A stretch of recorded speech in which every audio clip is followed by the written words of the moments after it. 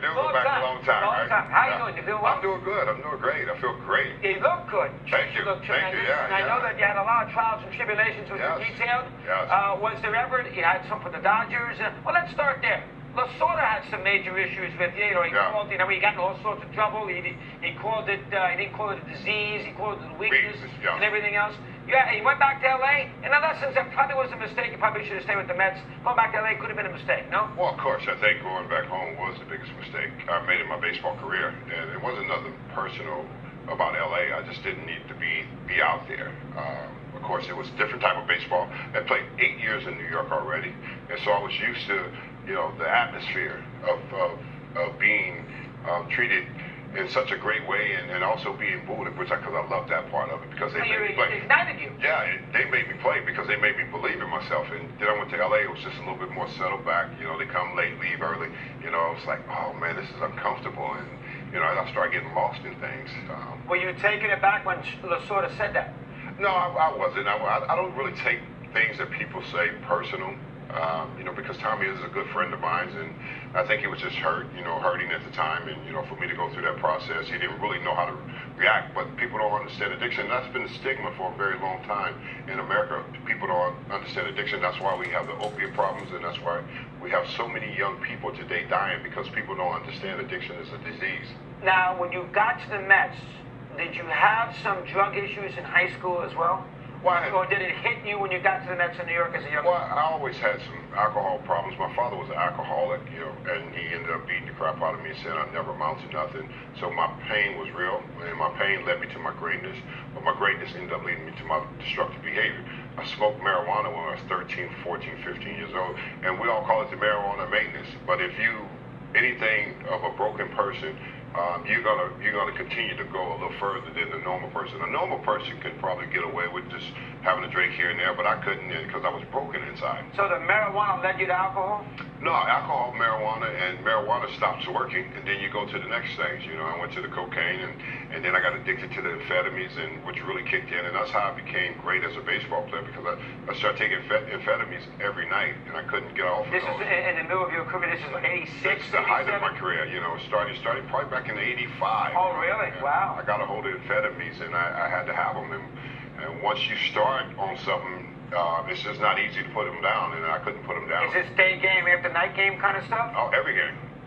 Really? It was every game for me. I got to the place where it was every game. I needed them every day, and that's the only way I could play, because I would go out, and I would go out at night. I would go out in New York sometime at night. That was always a big story. You stayed out to 4 o'clock in the morning. Yeah. Everybody wrote about that. Yeah, I stayed out late. I was always getting in late, so I needed the amphetamines to keep me going. And it's just the habits you get into as a player. And the drugs are real. And I think a lot of times people don't want to talk about it, and other people don't want to say, well, I didn't do that. And you did something. We all done something. When was the first Smithers trip? 87, right? Yes. 80s. Did they? It was an 80. Yeah. Well, I know Gooden went right around the same time, so I always get them confused. I think mine was 89. Was it after the Strawberry? It's after the Hernandez fight at spring training? No, it was. Yeah, probably after that. So probably right after. Did they straighten you out in those 30 days? No, they didn't. Huh? Nothing straightens you out in 30 days. That's why we have the problem today. It's more than just putting a person in a 30-day treatment center and saying get well. Well, if we start educating people about addiction, just like cancer, there's medicine, there's chemo. If we start educating people about addiction and what they can have and what they can do, and deal with the inside problem, because cancer is an inside problem. Because when I had cancer, colon cancer, they had to go inside to get it out. And it's the same thing with addiction. Addiction is the inside problem. It's the brokenness of a person. If they start dealing with the brokenness, what happened, the trauma that's happened in someone, the rejection that's happened in someone, and when someone picks up a drink and picks up a pill, especially today with opiates, when young kids pick up a pill, they're so young, and it will alter their mind, and they will get addicted immediately, and they can't get off of it, and it's because we won't deal with the real issue. I see it in the high schools, in Connecticut. You would think upper class high schools, with CEOs as fathers, they got all sorts of issues. Did you ever play a game on coke? No, I never played on coke. Play stoned? Marijuana? No, I never played.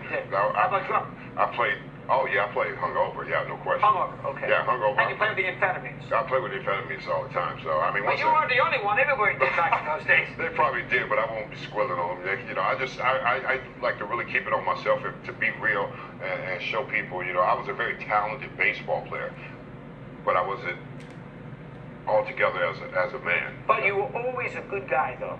Everybody knew that down deep that you were a good guy. All right, how about getting yourself organized? I know you had the cancer, and the Yankees picked you up. You went to Minneapolis. You got all sorts of, you did, and then Steinbrenner and everything else.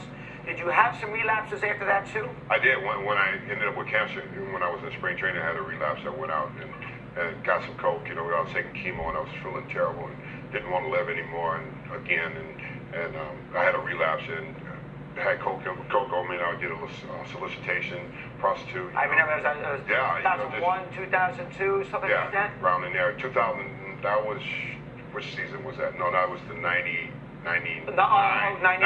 season, yeah. What turned it around? What got you straightened out in the Lord? Well, what got me straightened out was my wife. You know, I've always had religion too. Religion. Yes, I always had good people in my life, but she came into my life and she led me back to my faith with God. She got me back in church. She got me moved out of Florida. We went to St. Louis. We started life over. And everybody was wondering, what was I doing in St. Louis? I was wondering the same thing. What the heck am I doing in St. Louis with the Cardinals, you know? Out of all the places. But your wife, she's from there. Yeah, but that got you on the... That got me. We went there, yes. And we started on the journey 14 years ago when we went there, and my whole life changed. You know, we got back in church, and my whole life changed, and I became a different person, and I started working and helping people. Well, thank goodness for that. We got more to do.